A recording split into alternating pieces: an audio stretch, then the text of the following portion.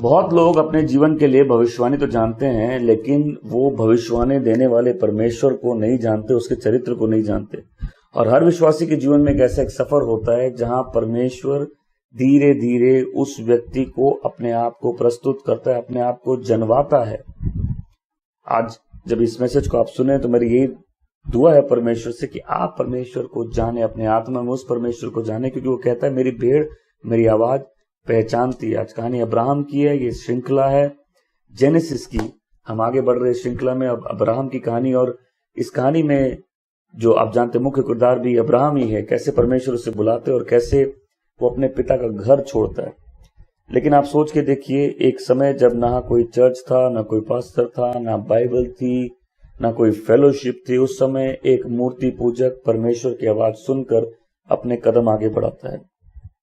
इस मैसेज के पीछे एक और बात है कि हम जिस देश में रहते हैं और जो लोग ये मैसेज देखते हैं, आमतौर पर मुझे मैसेज मिलते हैं, जो जिस किस्म के लोग देखते हैं, आप में से बहुत से लोग ऐसे ही बैकग्राउंड से आए हुए, और आपकी ऐसे ही सवाल है कि कितना मुश्किल है वो विश्वास का कदम आगे बढ़ाना। लेकिन जब एक आदमी परमेश्वर को जानने लगता है, उसके चरित्र को जानने लगता है, उसको मालूम है उसके अंदर की सच्चाई बदल गई है और वो अपने लिए नहीं जी सकता। आप इस मैसेज को सुन रहे हैं और मैं आपसे बात कर रहा हूं। आप वो व्यक्ति हैं जो प्रभु से प्यार तो करता है और आप उसके चरित्र को भी जान रहे हैं। आप जानते हैं कि ये भरोसेमंद है, इसकी बात सुनना और सुनकर विश्वास से आगे कदम बढ़ाना फायदेमंद है। लेकिन हो सकता है आप वो विश्वास का कदम नहीं ले पा रहे। आज का मैसेज का नाम है बुलावट। जब परमेश्वर किसी को बुलाता है तो इसलिए नहीं बुलाता कि वो आदमी बहुत परफेक्ट है, इसलिए नहीं बनाता कि उस आदमी में कोई खूबी है, पर इसलिए बुलाता है कि परमेश्वर ने उसको पहले से जाना है। और जब वो परमेश्वर जिसने पहले से उसको जाना है वो उसे बुलाता है तो वो आदमी भी जान जाता है कि यहां कोई है जो मुझे जानता है। इस मैसेज को सुनिए। प्रभु आपको आशीष दे और प्रभु आपको मदद करे अपने जीवन में विश्वास से आगे बढ़ने की। याद रखिए, आज आप एक मूर्ति पूजक की कहानी सुनेंगे जो सारे विश्वासियों का पिता बना। आप हमारे मैसेज को यदि रेगुलरली सुनते हैं, आशीषित होते हैं, तो जरूर हमें कमेंट बॉक्स में या फिर हमारे व्हाट्सएप नंबर पर जो स्क्रीन पर लिखा है मैसेज दीजिए। बताइए आप कैसे आशीषित होते हैं, आप कहां से देख रहे हैं, आपका नाम क्या है। आप अपनी प्रेयर रिक्वेस्ट भेजिए, हमारे प्रेयर वॉरियर्स आपके लिए दुआ करेंगे। इस चैनल को लाइक करिए, सब्सक्राइब करिए, दूसरों से शेयर करिए। आइए इस मैसेज को सुनते हैं। प्रभु आपको बहुत आशीष दे।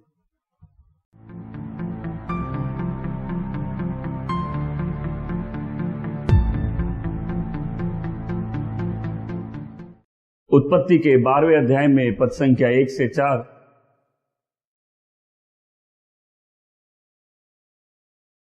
आज जिस विषय में मैं बोलना चाहता हूं उसका नाम है बुलावट।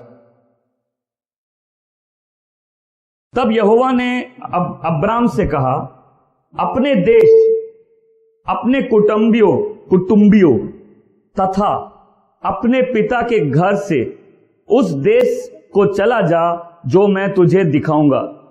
मैं तुझे एक बड़ी जाति बनाऊंगा और मैं तुझे आशीष दूंगा और तेरा नाम महान करूंगा, इसलिए तू आशीष का कारण होगा। जो तुझे आशीर्वाद देंगे मैं उन्हें आशीष दूंगा, तथा जो तुझे शाप दे मैं उसे शाप दूंगा, और पृथ्वी के सब घराने तुझ में आशीष पाएंगे। आमीन।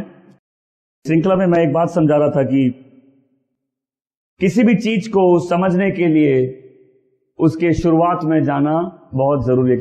बाइबल एक ऐसी किताब है जो मैं कहां से आया, मैं क्या कर रहा हूं, मेरा यहाँ क्या काम है, यहाँ के बाद मैं कहां जाऊंगा, मेरे जीवन का उद्देश्य क्या है। कई लोग बोलेंगे मेरे जीवन का उद्देश्य खाओ पियो ऐश करो। मित्रों खाओ पियो, लेकिन जिस आदमी को अपने जीवन का उद्देश्य नहीं मालूम, उसको जीवन की परिस्थितियां यहां से वहां खाली फुटबॉल की तरह लात मार के ले जाती रहेगी। लेकिन जो व्यक्ति अपने उद्देश्य को समझ जाता है, जो अपने बुलाने वाले को जान जाता है, जो अपने बुलाने वाले की योजना को समझने लगता है, उसका जीवन पूर्ण रूप से परिवर्तित हो जाता है। आज मैं आपको बताना चाहता हूं, या आप में से कुछ लोग आप आ रहे हैं, आप एक मझधार में खड़े हैं, आप एक ऐसे स्थान पर खड़े हैं जहां आपको एक तरफ पिछला है और एक तरफ जो आपके आगे है वो है, और जहां जो नए लोग आए हैं, आप अभी भी इस बात को समझने की कोशिश कर रहे हैं कि ये हो क्या रहा है मेरे साथ। मैं कोशिश करता हूं कि आपको समझा सकूं आपके साथ क्या हो रहा है, क्योंकि कुछ लोग जितनी भी विपरीत परिस्थिति है, चाह कर ना चाहे खींचे चले आ रहे हैं परमेश्वर की ओर, क्योंकि वचन कहता है मेरी भेड़ मेरी आवाज पहचानती है। कुछ लोग हैं, आप किस परिस्थिति से गए मतलब नहीं, आपका जीवन कैसा था इससे कोई मतलब नहीं, एक आवाज आपके जीवन में आती है और जीवन के मायने बदल जाते हैं। आपको मालूम चलता है कि ये हर बात मुझे भलाई की ओर लेके जा रही थी। आपको मालूम चला जिसने मुझे धोखा दे दिया, अच्छा हुआ धोखा दे दिया। जो मुझे छोड़ के गया, अच्छा हुआ मुझे छोड़ के चला गया। मेरे साथ यदि बुरा हुआ, अच्छा हुआ मेरे साथ बुरा हुआ, नहीं तो मैं इस परिस्थिति में नहीं आता जहां मैं घुटने टेक कर उसको नहीं जान पाता जिसने मुझे बुलाया है। मैं कुछ हफ्ते से कुछ बातें समझाने की कोशिश कर रहा हूं। मैंने शुरुआत की थी एक्सपीरियंस से, जीवन के एक्सपीरियंस, जीवन के अनुभव। जिस आदमी को अनुभव नहीं सिखाता उसको क्या सिखाएगा। पिछले हफ्ते याद है अनुभव से, जब बच्चा आग को छूता है कैसे करता है, मां कैसे बोलती है ऊ बा, बच्चा बोलता है भा। कोई बच्चा देखे बार बार उसी चीज को छूता है क्यों? बच्चा एक अनुभव से सीख गया। लेकिन हम जब जीवन में कई बार अनुभव से नहीं सीखते, और जो लोग अनुभव से नहीं सीखते उनका जीवन ही बेकार। बिना अनुभव के जीवन बहुत ही बेकार रहेगा, हम रोबोट जैसे रहेंगे। कोई बोलेगा हम तकलीफ से गए, चलो ठीक है तुम तकलीफ से। कई लोग तो अपना जब स्यापा, मेरे साथ बोले स्यापा, मतलब उनकी दर्दनाक कहानी कभी खत्म नहीं होती, वो चाहते आप उनके साथ रोए। अरे भाई कहानी बदलेगी कब? तुम्हारे साथ तकलीफ थी बहुत अच्छा, लेकिन क्या जीवन की विपरीत परिस्थिति तुमको कुछ सिखाई? क्या तुम्हारी तकलीफ तुमको बेहतर इंसान बनाई? क्या जीवन के अनुभव तुमको परमेश्वर के और करीब लाए? क्या जीवन के अनुभव से तुमने जीवन का मतलब समझा? सही सवाल है कि गलत सवाल है? मैं कलकत्ता में था और आखिरी मैसेज तो मेरा दर्द था। मेरे मालूम नहीं कितने लोगों ने यहां सुना है। मैं बोला कभी किसी आदमी को बोलो इतना मारूंगा बाप का नाम याद आ जाएगा। बोलते ना लोग, इतना मारूंगा तुझे तेरे, लेकिन जब दर्द होता है मां का ही नाम याद आता है। कोई मां बाप को याद करता है? कोई याद करता है मेरे बाप कहां है तू? बोलते सब क्या बोलते? मां तू कहां है? मां कहां चली गई? मां तू तो चली गई, दर्द छोड़ गई। सवाल, क्या जीवन का दर्द, जीवन के अनुभव विपरीत अच्छे या बुरे आपको क्या अच्छा इंसान बना रहे? बोले परमेश्वर हमसे बात नहीं करता। और कैसे बात करे भाई? और कितना, कई बार जब परिस्थिति आपको झापड़ मारती है, जीवन आपको झापड़ मारता, आपका मुंह बंद नहीं हो जाता? लगता नहीं जीवन बोल रहा है खामोश, हम ये कर लेंगे, हम वो कर लेंगे, हम ऐसा कर लेंगे, देख लेना हम बड़े होंगे ऐसा कर लेंगे। पापा कहते हैं, आजकल पापा लोग गाने से भी डरते हैं, गाना हम ये कर लेंगे। लेकिन कुछ लोगों के जीवन में सारे प्लान फ्लॉप हो जाते हैं। कब? जब उनको मालूम चल जाता है उनको किसने बुलाया है। अगर आप वो व्यक्ति है, आपके कोई प्लान काम नहीं किए, हो सकता है ये भी आज भलाई के लिए हो। अगर आपको मालूम चल जाए जब वो किसी को बुलाता है, जीवन हिल जाता है। आमीन। आज मैं कुछ मूल बातों की कुछ चीजों से इस श्रृंखला का आगे आधार रखूंगा अब्राहम के जीवन के बारे में। और आज हमारा पहला विषय ही है आधार, कि कैसे जब परमेश्वर किसी को बुलाते हैं उसका जीवन पूरा हिल जाता है। और अगर किसी को चट्टान पे बिठाना है तो पहले सब कुछ हिलना होगा, तभी उसको मालूम चलेगा कि मैं एक ऐसे स्थान पे आया हूं जहां सब कुछ स्थिर रह सकता है। दूसरी बात मैंने पिछले हफ्ते भी एक बताई थी कि जब लोग महसूस करते हैं कि मुझे प्यार कोई नहीं करता, तो वो गलत पहचान में जीने लग जाते हैं। आमीन। लेकिन किसी किसी के जीवन में एक आवाज आती है, उसको पहचान जाते हैं। जब आप उस आवाज को और परमेश्वर आपसे कैसे बात कर रहा है उसको पहचान जाते हैं, तब अपने आप को भी आप पहचान जाते हैं और जीवन का मतलब आप समझ जाते हैं। आज मैसेज बहुत सरल है। बाइबल इस आदमी की कहानी बताती है और इससे हम जीवन में बुलावट का बहुत मतलब समझ सकते हैं। मैं एक और पंक्ति पढ़ूंगा इस रोमियो की पुस्तक से,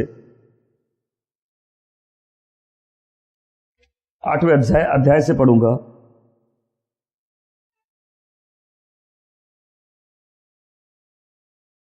और हम जानते हैं कि जो लोग परमेश्वर से प्रेम रखते हैं उनके लिए वह सब बातों के द्वारा भलाई ही उत्पन्न होती है, अर्थात उन्हीं के लिए जो उसके अभिप्राय के अनुसार बुलाए गए हैं। क्योंकि जिनके विषय में उसे पूर्व ज्ञान था, मेरे साथ बोलेंगे पूर्व ज्ञान, उसने उन्हें पहले से ठहराया भी कि वे उसके पुत्र के स्वरूप हो जाए, जिससे कि वह बहुत से भाइयों में पहलौठा ठहरे। फिर जिन्हें उसने पहले से ठहराया उन्हें बुलाया भी, मेरे साथ बोले बुलाया, और जिन्हें बुलाया उन्हें धर्मी भी ठहराया, मेरे साथ बोले धर्मी भी ठहराया, और जिन्हें धर्मी ठहराया उन्हें महिमा भी दी है, बोले महिमा।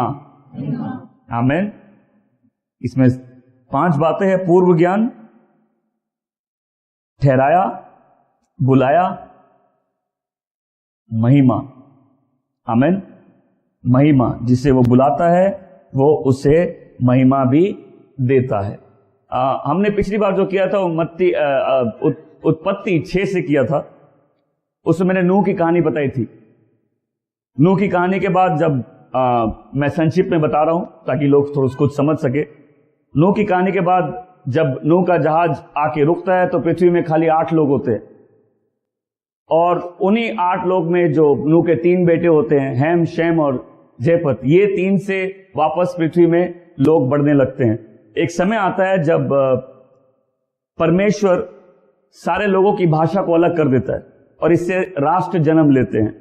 और इसी बीच एक आदमी को परमेश्वर बुलाता है, उस आदमी का नाम है अब्राम।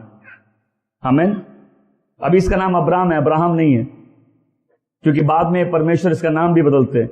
लेकिन एक आदमी को परमेश्वर बुलाते हैं और उसका नाम है अब्राम। तो नूह के करीब 422 साल बाद फिर से परमेश्वर किसी आदमी से डील कर रहे हैं और परमेश्वर ने इसे 3 बातें बोली। पहले तो अपना देश छोड़ दे,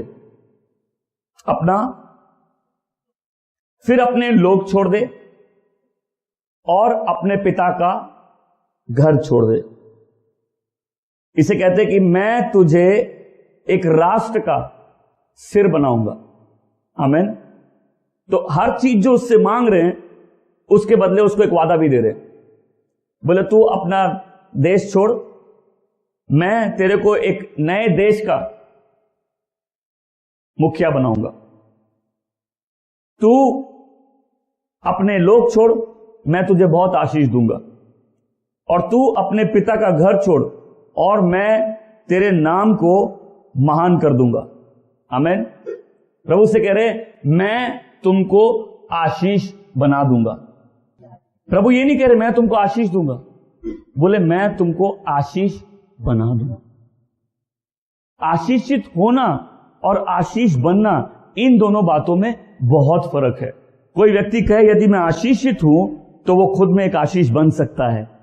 आमीन। काफी विश्वासी यहीं आके रुक जाते हैं जहां उनका जीवन सिर्फ इसी में बन जाता है, मुझे आशीष चाहिए। लेकिन जो व्यक्ति सही में परमेश्वर की आशीष पा लेता है वो खुद ही एक आशीष बन जाता है। तो परमेश्वर ने जब सृष्टि बनाई, जब इस संसार को बनाया, आदमी को कभी स्ट्रगल करने की जरूरत नहीं थी। मैंने एक सवाल पूछा था, कितने लोग हनीमून में प्रेयर करते हैं? अभी तक मेरे को आंसर नहीं मिला। मैंने बहुत जगह पूछा इस बात को। कोई है जो हनीमून में फास्टिंग प्रेयर करता है? नहीं ना। लेकिन जब बच्चा नहीं होता फास्टिंग करते हैं, प्रेयर करते हैं कि नहीं? मतलब कुछ ब्लेसिंग है जो नेचुरली परमेश्वर ने इंसान को दी थी। आमीन। जब पहला आदमी परमेश्वर ने बनाया, परमेश्वर ने उसको आशीष दी, बोला फूलो फलो और आशीषित हो। आमीन। लेकिन उस आदमी के कारण भूमि श्रापित हो गई। उस आदमी के कारण जो ब्लेसिंग्स है वो रुक गई और सारी पृथ्वी श्रापित हो गई। अब आदम के बाद ये दूसरा आदमी है जहां प्रभु कह रहे हैं कि देखो पहले आदमी से सब श्रापित हुआ, लेकिन इस आदमी से सब आशीषित हो जाएगा। आमीन। मतलब सबसे बड़ी पीढ़ियों का श्राप आदम ने देखा, जहां उसके पाप से हर पीढ़ी में, पूरे मानव समाज में पाप फैल गया। वहीं दूसरी ओर अब्राहम को प्रभु कह रहे हैं कि यदि तू मेरी बात सुनेगा तो मैं तुझे आशीष बनाऊंगा और तुझ में सब लोग आशीषित होंगे, तुझ में सारे राष्ट्र आशीषित होंगे। आमीन। तो कहते हैं जो तुझे आशीष देगा मैं उसे आशीष दूंगा, जो तुझे श्राप देगा मैं उसे श्राप दूंगा। तेरे कारण पृथ्वी के सारे घर आशीषित होंगे। आमीन। परमेश्वर की आशीषें लोगों के लाइफ में सुपर नेचुरल ब्लेसिंग्स लाती है। जो आशीषें आदम के कारण रुकी हुई है वो चालू हो जाती है जब अब्राहम को हम समझते हैं, अब्राहम के जीवन को समझते हैं, विश्वास को समझते हैं। विश्वास क्या है? उस पर भरोसा करना क्या होता है जिसने सब कुछ बनाया। उसकी आवाज सुनना क्या होता है जिसने स्वर्ग और पृथ्वी को बनाया। आमीन। और इसलिए परमेश्वर जिसको पहले बुलाता है उसको चुनता है। बाइबल कहती है जितनों को उसने पहले से जान लिया, मैं सब बोले जान लिया। अब क्या परमेश्वर सब कुछ नहीं जानते? परमेश्वर सब कुछ नहीं जानते? परमेश्वर हमारे बारे में सब कुछ जानते, लेकिन पूर्व ज्ञान मतलब जब तुम अपने मां के पेट में थे ही नहीं, जब तुम्हारी मां का पेट ही नहीं था मतलब मां भी नहीं थी, जब तुम्हारी दादी भी नहीं थी, जब तुम्हारी परदादी भी नहीं थी, जब दुनिया में पहला आदमी भी नहीं चला था, तब भी मैं तुमको जानता था। आमीन। मतलब मां ने क्या दिया? खाली शरीर दिया, आत्मा किसने दी? इसीलिए कुछ लोग जब परमेश्वर की आवाज सुनते हैं उनकी आत्मा पहचान जाती है कौन बुला रहा है उनको। आमीन। मां ने खाली शरीर दिया, आत्मा किसने दी? इसलिए कुछ लोग बुलावट पहचान जाते हैं, क्योंकि वचन कहता है मेरी भेड़ मेरी आवाज पहचानती है। कैसे पहचानती है? कुछ लोग जब परमेश्वर की आवाज सुनते हैं उनकी आत्मा में उनको मालूम है कौन उनको बुला रहा है। तो बोलते जब मेरी भेड़ मेरी आवाज सुनती हो मेरे पीछे चलती है। कुछ लोग अपने आप खींचे चले आते हैं परमेश्वर की ओर, क्योंकि वचन कहता है जितनों को उसने पहले से जाना उनको निश्चित भी किया है, उनको डेस्टिन्ड किया है। आमीन। डेस्टिन्ड मतलब क्या होता है? डेस्टिन्ड मतलब क्या होता है? डेस्टिन्ड मतलब क्या होता है? यहां इस कॉन्टेक्स्ट में, यहां इस वचन के कॉन्टेक्स्ट में डेस्टिनेशन का, प्री डेस्टिन्ड का मतलब है कि आपके जीवन में सारी चीजें उसी प्रकार से होती है कि आप उसके पास आ जाए जिसने आपको चुना है। आमीन।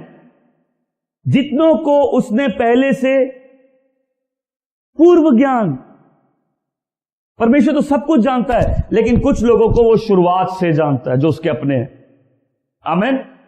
इससे बुलावट क्या है? इससे कोई फर्क नहीं पड़ता आप किस दौर से जा रहे हैं, इससे कोई फर्क नहीं पड़ता आपका जीवन अभी कितना बेकार है, इससे कोई फर्क नहीं पड़ता आपका जो अतीत है वो कितना गंदा है, इससे कोई फर्क नहीं पड़ता आप भी अपने आप को अगर नहीं पहचानते हो तो, इससे फर्क नहीं पड़ता आप जीवन में किस परिस्थिति दुविधा से जा रहे हैं अगर उसने आपको बुलाया तो, क्योंकि हर बात भलाई की ओर ले जाती है उनको जो उससे प्रेम करते हैं और उसकी इच्छा के द्वारा बुलाए गए।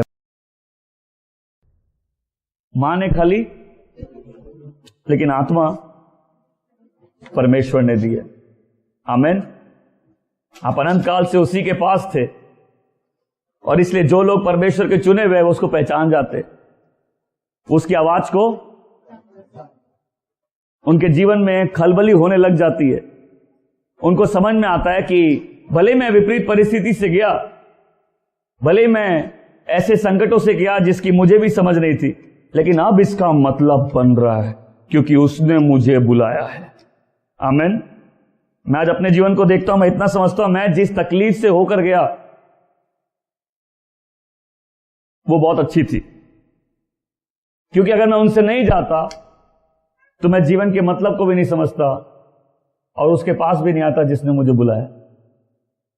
मतलब कि यदि उसने आपको बुलाया है तो आपकी बुलावट उस दिन उसने नहीं चुनी, या आपकी बुलावट उस दिन नहीं सोची जिस दिन आपको उद्धार मिला। आपके जीवन की सारी परिस्थितियां उसी प्रकार से तोड़ के आपको प्रभु के पास ही लेके आ रही थी। आमीन। याद रखिए, इसलिए जो लोग बुलाए नहीं गए वो आपके साथ रहते भी नहीं है। कुछ लोग भी है जो प्रभु ने आपके जीवन के लिए चुने, लेकिन जब परमेश्वर किसी को बुलाता है, कैसे उस आदमी को पहले वो चुन लेता है। बाइबल कहती है 2 बेटे थे, एक याकूब और एक ईसौ। दोनों मां के पेट में थे, दोनों ने कोई पाप नहीं किया, दोनों ने जीवन नहीं जिया, लेकिन एक को परमेश्वर ने पहले चुन लिया, बोले मेरा है। इसका मतलब बुलावट का तुम्हारे अपनी काबिलियत से कोई लेना देना ही नहीं। मजा आया सुन के, शांति मिली। कहीं लगता ना परमेश्वर ने मुझे क्यों चुना है, हो सकता है मैं बहुत बड़ा संत हूं, मैंने पिछले जन्म में बहुत बड़ा काम किया, या मैं बहुत अच्छा आदमी हूं, दिल का अच्छा आदमी हूं। आपकी बुलावट का आपके जीवन से कोई लेना देना है ही नहीं। आपकी बुलावट का उससे लेना देना है जिसने आपको बुलाया। अब देखिए हमारे जीवन में कितने लोग आते हैं और कितने, लेकिन कुछ चीजें हैं, कुछ परिस्थितियां हैं, कुछ जीवन में होने वाली बातें हैं जो हमको तोड़ती है अंदर से, जो हमको अंदर से, जब वो हमको अंदर से तोड़ती है, हम जीवन को जानना चाहते हैं। आमीन। और उस समय एक जब आवाज आती है, हम उस आवाज को पहचान जाते हैं। क्यों? मां ने तो खाली शरीर दिया, आत्मा तो, आमीन। मैं जानता हूं कि मैं जीवन में जिस भी परिस्थिति से होकर आया, सब सेट था, गेम सेट थी। इसका मतलब यह नहीं कि जिस दिन मैंने यीशु को ग्रहण किया मेरे पास कोई चॉइस नहीं थी, लेकिन जिस दिन मैंने यीशु को ग्रहण किया, मेरा मन, आत्मा, शरीर, प्राण सब चिल्ला के बोले थे, हाँ लॉर्ड, आमेन, आमेन। क्योंकि मैं पीछे जब भी घूम के देखता हूं मुझे समझ में आता, वाह, अगर मैं उन परिस्थितियों से नहीं गया होता, ये एक्सीडेंट नहीं था, मेरे लिए तो गलतियां भी थी, मेरे लिए तो मैंने पाप भी किए, लेकिन जो प्रभु ने होने दिया वो एक्सीडेंट नहीं था, क्योंकि ये सब बातें मेरे लिए भलाई ही उत्पन्न कर रही थी। आमीन। ये सब बातें मुझे जीवन का मतलब ही सिखा रही थी, ये सब बातें मुझे अंदर से खाली ही कर रही थी, ये सब बातें मुझे अहम सवाल के करीब लेके जा रही थी। इससे मैं लोगों से पूछता, अगर तुम्हारे अनुभव ने तुमको नहीं सिखाया तो क्या सिखाएगा? परमेश्वर बात करते उससे जो सुनना चाहता है, जिसके कान हैं। आमीन। और कुछ लोग जब उस आवाज को सुनते हैं, उनकी आत्मा पहचान जाती है कौन सी आत्मा बात कर रही है उनसे। आमीन। जब प्रभु ने अब्राहम को बुलाया तो अब्राहम एक मूर्ति पूजक था, और विश्वास करिए सारे बुलाए गए लोग कहीं ना कहीं मूर्ति पूजक ही हैं। किसी की मूर्ति है उसका पैसा, किसी की मूर्ति है उसका घमंड, किसी की मूर्ति है उसका सही में जो मूर्तियां हैं, लेकिन हर आदमी कहीं ना कहीं मूर्ति पूजक ही है। आज इस आदमी की कहानी है जो एक मूर्ति पूजक परिवार से था, लेकिन उसको परमेश्वर ने बुलाया। और एक अच्छा शिक्षक क्या करता है? जो चीजें दिखती हैं उसको इस्तेमाल करता है समझाने के लिए उन चीजों को जो नहीं दिखती है। आमीन। प्रभु ने बोला, इस राष्ट्र को छोड़, मैं तुझे एक नया राष्ट्र दूंगा। आमीन।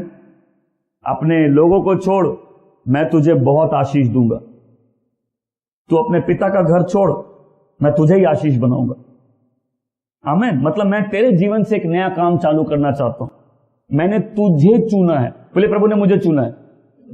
आपकी पत्नी को हो सकता नहीं चुना। मैं नहीं बोल रहा आपके पति या पत्नी उद्धार नहीं पाएंगे। वचन कहता है विश्वास करो तुम्हारा पूरा घराना उद्धार पाएगा। आमीन।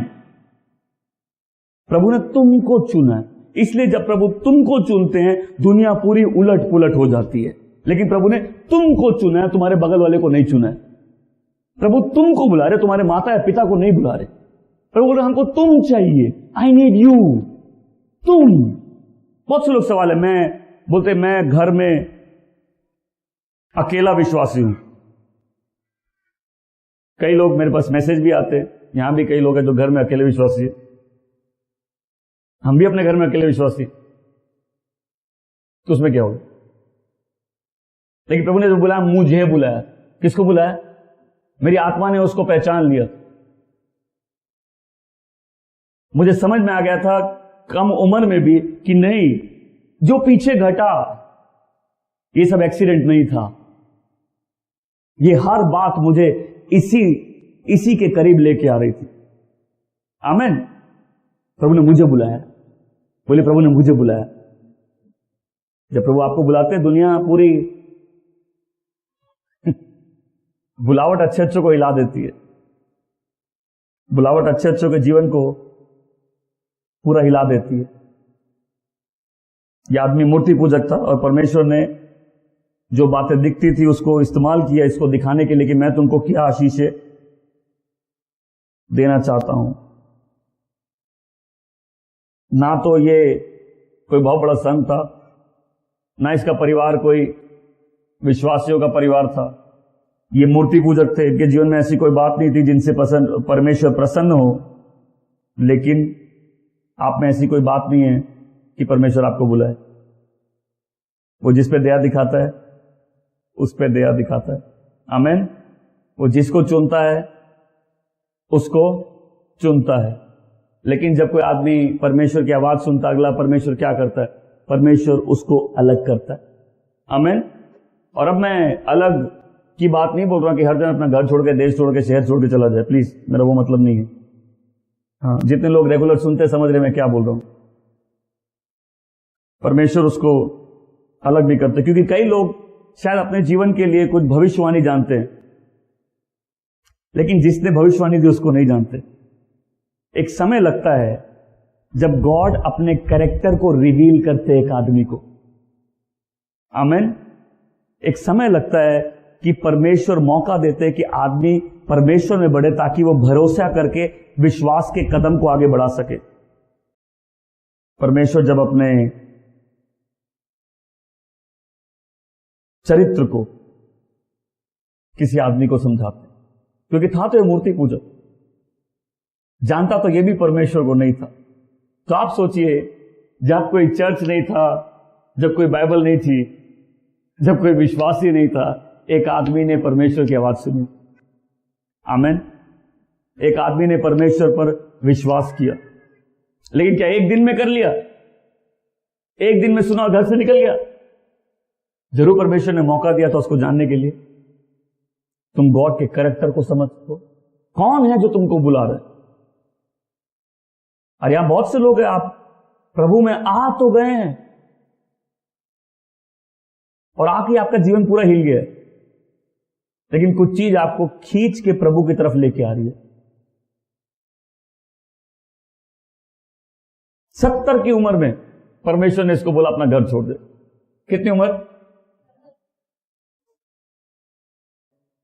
परमेश्वर के पास जब वो किसी आदमी को बुलाता है, अपने कैरेक्टर को भी रिवील करता है उसको। वो कौन है जिसने तुमको बुलाया?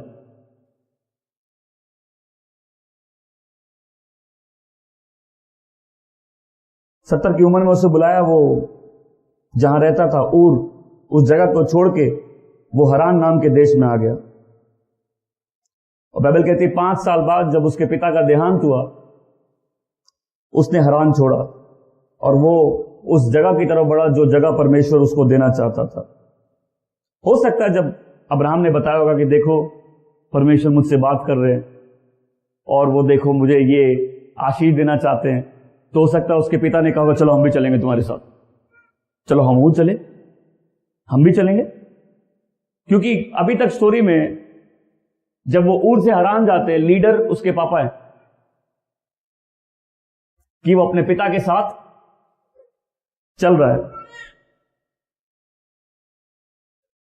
हो सकता है उन्होंने कहा था कि हम भी चलेंगे साथ में। लेकिन बाइबल कहती है परमेश्वर ने सिर्फ अब्राहम को बुलाया था। यशायाह 51:2। आप में से कुछ लोग आप प्रभु में आए हैं, आप बहुत विपरीत परिस्थितियों से जा रहे हो सकता है जीवन की परिस्थिति आपके दिमाग में एक प्रश्न चिन्ह डाल दिए। सबसे पहले प्रभु आज आपको बोलना चाहते मैंने तुमको बुलाया, तुम्हारे बगल वाले को नहीं। मैंने तुमको बुलाया, तुम्हारे परिवार को नहीं। तुम्हारे दिल में जो खलबली हो रही है वो बगल वाला नहीं समझ सकता। खासकर तुम्हारी पति या पत्नी। मैंने तुमको बुलाया, दुनिया तुम्हारी ही ली है। और फिर क्या होता है जब प्रभु हमको बुलाते हैं, हम दूसरों का अप्रूवल चाहते हैं। हम चाहते हैं दूसरे उस बात को समझे। हम कहीं ना कहीं देखते हैं हमको लोगों का अप्रूवल मिले। लेकिन बाइबल के यशायाह की पुस्तक 51 अध्याय में पद संख्या 2 में साफ बोलते हैं कि प्रभु ने खाली अब्राहम को बुलाया था।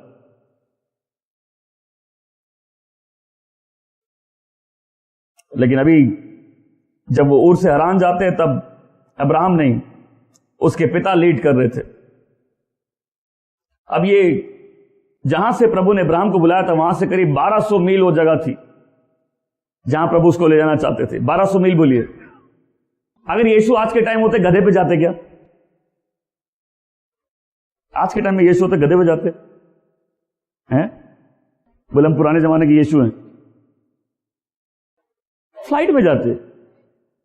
उनको जरूरत होती, उनका पर्सनल जेट भी होता। तो सोचिए 1200 मील की ये जो जर्नी है ये इजी तो नहीं होगी।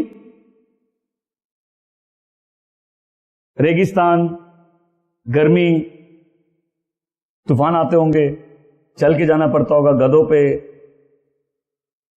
बैठ के जाना पड़ता होगा। लेकिन वहां से निकला। लेकिन परमेश्वर नहीं चाहते थे कि इसके पिता का प्रभाव इस पर हो, क्योंकि वो जो काम करना चाहते थे वो अब्राहम के द्वारा करना चाहते थे। आमीन। मेसा बोली बुलावट। इसीलिए इस कलीसिया में मैं विश्वास करता हूं प्रभु आपको जहां लेके जाना चाहते हैं आप जाइए। हम किसी को बांध के नहीं रखते, हम किसी को डरा के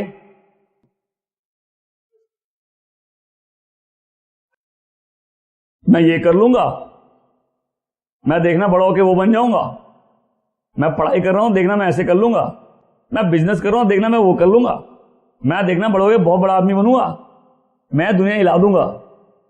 और आदमी की दुनिया खुद हिल जाती है ना, मेरे सारे प्लान फ्लॉप हो जाते हैं ना। और समझ में आता है कि मेरी बुलावट मेरे प्लान के अनुसार नहीं है,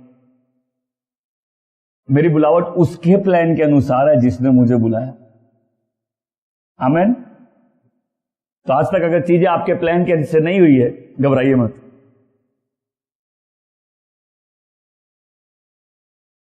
कई लोग नहीं जानते प्रभु ने बुलाया, लेकिन जब आप नहीं जानते थे तभी भी उसने बुलाया था। जब आप नहीं जानते थे तभी भी आपको चुन के रखा था। जब आपको मालूम नहीं था, जब आप कहीं रो रहे थे, जीवन की परिस्थितियां विपरीत थी, तभी भी उसने आपको बुलाया था। तभी भी उसने आपको चुना हुआ था। तभी भी उसने सब कुछ सेट करके रखा था। इसका मतलब ये नहीं कि आप रोबोट की तरह आ जाएंगे, नहीं। लेकिन जब आप पर परमेश्वर का प्रेम प्रकट होगा, आपकी आत्मा जान जाएगी उसको जिसने आपको बुलाया है। हो सकता है जीवन में तकलीफ होगी, हो सकता है बहुत दर्द होगा, हो सकता है परिवार वाले नहीं समझेंगे, हो सकता है बहुत कठिनाई से जाना पड़े, लेकिन आदमी अपने अंदर उसे जानने लगेगा। आमीन। एक टाइम लगता है कि परमेश्वर के कैरेक्टर को आदमी समझने लगता है। और कई बार क्या है ना, जब परमेश्वर किसी के दिल में या जीवन में काम कर रहे होते हैं, उसकी प्रेजेंट सिचुएशन से वो बिल्कुल डिससैटिस्फाइड हो जाता है। मतलब हो सकता है पैसा कमा रहा था, या हो सकता है उसका जीवन सही चल रहा था, हो सकता है कि वो एक डायरेक्शन में चल रहा था, लेकिन अचानक से उसका आनंद चला जाता है। अचानक से उसे अपने प्रेजेंट लाइफ से सेटिस्फैक्शन नहीं लगने लगता है। अचानक से उसको लगता है कि नहीं, कुछ है जो मैं मिस कर रहा हूं।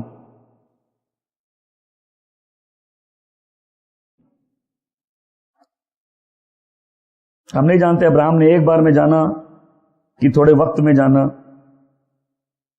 पर परमेश्वर ने जरूर अपने ऊपर उसको प्रकट किया। और 70 की उम्र में उसको मालूम चला कि उसे एक नया सफर चालू करना है। आमीन। 70 की उम्र में उसको मालूम चला मेरी प्रायोरिटीज अब मेरी प्रायोरिटीज नहीं है। हम जैसा सोचते थे जीवन में जो करेंगे वो अब जरूरी नहीं है। एक टाइम आता है, हर आदमी को लगता है कि इतना परमेश्वर को जानने के बाद हम अपने लिए नहीं जी सकते, और हम अपने लिए नहीं जी सकते। हम सिर्फ अपनी चाहत के अनुसार नहीं जी सकते। शायद उसके मन में भी उत्सुकता है कि मुझे वो अनदेखी जगह देखनी है जहां परमेश्वर लेके जाना चाहते हैं।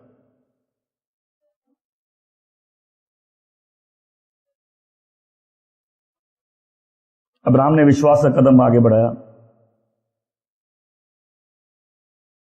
और प्रभु हम में से भी कई लोगों के जीवन में ऐसे ही काम कर रहे हैं जहां हम अंदर से समझ रहे कि हम खाली अपने लिए नहीं जी सकते, हम खाली अपनी चाहतों के लिए नहीं जी सकते, हम खाली क्या करना चाहते हैं उसके अनुसार नहीं जी सकते। और प्रभु के साथ चलने में कई बार ऐसा ही होता है कि हम जैसे जीवन को देख रहे हैं वो तरीका बदल जाता है। हम परिस्थितियों को जैसे देख रहे हैं वो देखने का तरीका बदल जाता है। अब प्रभु से एक नए सफर में लेके जाना चाहते हैं। बोलते अब्राहम तो अपने पिता का घर छोड़ और उस स्थान पर चल जिस स्थान में मैं तुझे लेके जाना चाहता हूं। मैं तुझे आशीष बनाऊंगा, मैं तुझे एक बड़ा राष्ट्र बनाऊंगा, तुझमें सारे पृथ्वी के घर आशीषित होंगे। आज प्रभु इन पंक्तियों से हमको भी यही सिखाना चाहते हैं कि जब प्रभु किसी को बुलाते हैं वो ना हमारी काबिलियत पे होता है ना हमारी सोच पे होता है। और इसीलिए कई बार प्रभु में आके लोग समझते नहीं है कि ये मेरे साथ क्या हो रहा है, लेकिन यदि पीछे घूम के देखें तो हम सब समझ जाएंगे हर बात भलाई की ओर ले जाती है उनको जो परमेश्वर से प्रेम करते हैं और उसकी इच्छा द्वारा बुलाए गए हैं। प्रभु ने अब्राहम को दिखाया कि मेरी आशीष तुम्हारे आज्ञा पालन पर आधारित है। आमीन। मैं जो भी ब्लेसिंग तुमको देना चाहता हूं वो आज्ञा पालन पर आधारित है। और बाइबल कहती है अब्राहम ने अपने पिता का घर छोड़ा। वो भी हमारी तरह हो सकता है कहीं स्ट्रगल कर रहा हो, क्योंकि उसे एक स्थान में आने में 5 साल लग गया और फिर वो आगे बढ़ा। लेकिन कई लोग एक स्थान में बहुत समय से हो सकता है अटके। आज प्रभु हमसे ये कहना चाहते हैं कि मैंने तुमको बुलाया, मैं तुमको लेके जाऊंगा, लेकिन यदि अगर तुम मेरी आज्ञा को मानोगे तो जो आशीष अब्राहम पर थी वो तुम पे भी है, क्योंकि मैंने जिसको बुलाया है मैं उसको महिमा भी दूंगा। आइए आंखें बंद करते हैं। ये समय हम सब दुआ में जाएंगे। आइए हम दुआ करेंगे, प्रभु से बोलेंगे प्रभु मेरे जीवन को एक नए रूप में छुइए, मुझे एक नए सामर्थ्य से भरिए। प्रभु हो सकता है मैंने तेरी आवाज सुनी ले प्रभु, लेकिन मैं तेरे चरित्र को भी जानना चाहता हूं प्रभु, मैं तेरे व्यक्तित्व को जानना चाहता हूं प्रभु। प्रभु मैं भरोसे का कदम आगे बढ़ाना चाहता हूं प्रभु, लेकिन मैं स्ट्रगल कर रहा हूं। हो सकता है आप में से कोई स्ट्रगल कर रहा है विश्वास के अगले कदम को आगे बढ़ाने से पहले। हो सकता है आप जानते हैं कहीं ना कहीं आप जिस जीवन के पड़ाव में आप एक खालीपन में हैं, जहां आपको मालूम है कि मैं इससे खुश नहीं हूं, कुछ है जो परमेश्वर मेरे जीवन में चाहता है। आज यदि आप उस पर भरोसा करेंगे और विश्वास का वो कदम आगे बढ़ाए, जैसा वो आपके जीवन में अपनी अगुवाई दे रहा है, जैसा वो अपने आप को आपको दिखा रहा है, उसी प्रकार से यदि आप भी विश्वास का वो कदम बढ़ाए अब्राहम की तरह, तो कहता है मैं तुम्हें आशीष दूंगा, मेरी सारी आशीष तुम्हारे आज्ञा पालन पर आधारित है। बाइबल कहती है अब्राहम ने विश्वास किया। Thank you father. अपने जीवन में बुलाइए, बोले प्रभु मुझे आशीष दीजिए प्रभु, मुझे आशीष बना दीजिए प्रभु। मैं तेरे साथ चलना चाहता हूं प्रभु, मैं तेरी आवाज सुनना चाहता हूं प्रभु। प्रभु मैं तुझे और जानना चाहता हूं प्रभु। Thank you father.